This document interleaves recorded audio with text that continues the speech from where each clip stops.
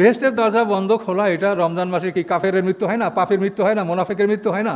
কারণ বেহেশতের দরজা খোলা আর কাফের দোজখের দরজা বন্ধ, এটা কীরকম কথা হলো বলেন? এটা কীভাবে আপনি মিলাবেন? সব মানুষ কি সমান? যে তাহলে এই হাদিসটি আমরা মানলে দেখা যায় তাহলে যে শয়তানের সাথে আল্লাহ যে প্রতিশ্রুতি দিয়েছেন ইলা ইয়াউমিল ওয়াক্তিল মালুম, আল্লাহ তাআলা প্রতিশ্রুতি ভঙ্গ করিয়া শয়তানকে কী করলো? রমজান মাসে বন্দী করলো। বছরে 1 মাসের বিরাট ব্যাপার, তো এইটা আল্লাহ কখনো করেননি। তো আল্লাহ কী করছেন? আল্লাহ আমাদেরকে বলছেন যে ওয়াইম্মা ইয়ানজাগান্না মিনাশ শাইতানির নাজগুন ফাস্তাইজ বিল্লাহি মিনাশ শাইতানির রাজিম। তোমাকে যখন শয়তান ওয়াসওয়াসা দেয় তখন তুমি আল্লাহর আশ্রয় কামনা করো, তুমি আউযু বিল্লাহ পড়ো, তোমাকে আমি আশ্রয় দেবো। ইন্নাহু লাইসা লাহু সুলতানুন আলাল লাযিনা আমানু ওয়া আলা রাব্বিহিম ইয়াতাওয়াক্কালুন। নিশ্চয়ই যারা ঈমান আনে এবং আল্লাহর উপর তাওয়াক্কুল করে তাদের উপরে শয়তানের কোনো কর্তৃত্ব চলে না। কোরআনের কথা পরিষ্কার।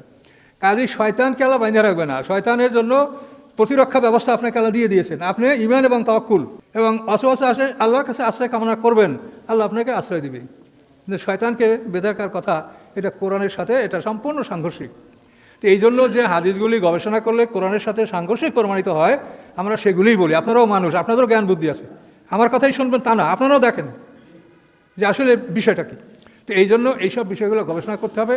অতি পরিতাপের বিষয় যে আমরা সমাজে যে ইসলামের একটা অবকাঠামো পাচ্ছি এটা হাদিস ভিত্তিক, হাদিস উপর ঢালাই করা, কিন্তু কোরআনের উপর ঢালাই করা না। আমরা যখন এটা কোরআনের সাথে তুলনা করি, কন্ট্রাস্ট করি, তখনই দেখা যায় যে এই বিষয়টা ফুটে আসে।